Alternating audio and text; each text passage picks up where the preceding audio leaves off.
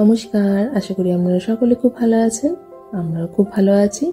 আর মাদ্রিদে আমাদের দ্বিতীয় দিন, তো সকাল থেকে ওর কনফারেন্স ছিল। কনফারেন্স থেকে ফিরে আমরা দুজনে এখন বেরিয়ে পড়েছি কাছাকাছি সুপার মার্কেটের দিকে, একটু টুকটাক খাবার জিনিসপত্র গ্রসারি কিনবো বলে। তো চলুন কিনে নিই।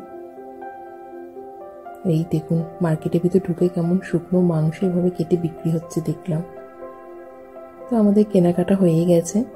এবার ভাবছি রেস্টুরেন্টে দুজনে একসাথে রাতে ডিনারটা করেই হোটেলে ফিরবো, কারণ এই হোটেলটা তো রান্না করার ব্যবস্থা নেই তেমন। তাই একটা রেস্টুরেন্টের খোঁজে বেরিয়ে পড়েছি। ওই যে দেখুন দূরের মূর্তিটা, কি সুন্দর না, দেখে মনে হচ্ছে সত্যি করে কোনো মানুষ দেওয়ালে হেলান দিয়ে দাঁড়িয়ে আছে। এই ছবিটা দেখে চিনতে পারছেন? মনে আছে আমাদের ছোটবেলায় ভূগোল বই পড়তাম, বিভিন্ন রকম দুন বায়ুর ক্ষয়কার্যের ফলে তৈরি হয়। স্পেনের বিভিন্ন জায়গায় এইরকম বিখ্যাত কিছু দুনস আছে, সেই ছবিগুলোই এখানে রাস্তার ধারে ব্যানারে লাগানো রয়েছে। সত্যি কথা বলতে গেলে স্পেনে যা গরম, তাতে এরকম মরুভূমির মতো দুন দেখতে পাওয়াটা কোনো রকমই অস্বাভাবিক নয়।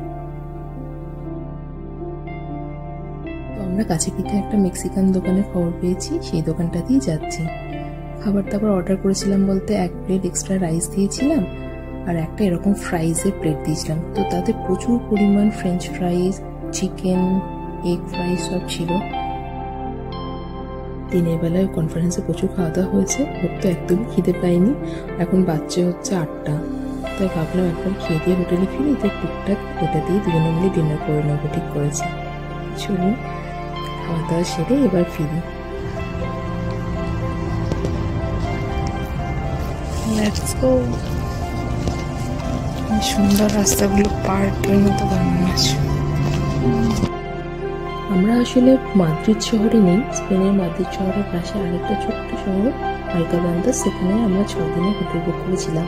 কারণ ওর কাজ হচ্ছে যে ন্যানো সায়েন্স ইনস্টিটিউটটায়, সেটা আলকাবান্দাস থেকে কাছে পড়ে, তাই জন্য কোম্পানি থেকে আমাদের এই হোটেলটাই বুক করে দিয়েছিল।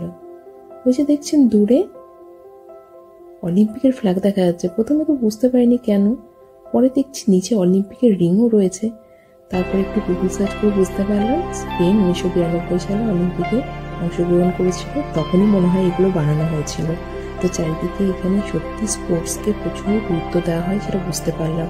খেলার জায়গা, কোচিংয়ের জায়গা এসব রয়েছে আমাদের এই আলকাবান্দাস রিজিয়নটায়। আমরা হোটেলে ফিরে গেছি। দেখুন হোটেলের জানলা থেকে কি সুন্দর আলকাবান্দাস শহরটার নাইট ভিউ দেখা যাচ্ছে। এই দিক দেখতে ঘুমিয়ে যাবো। চলুন আজকের ব্লগটা এখানেই রাখছি। সকলে ভালো থাকবেন। শুভরাত্রি।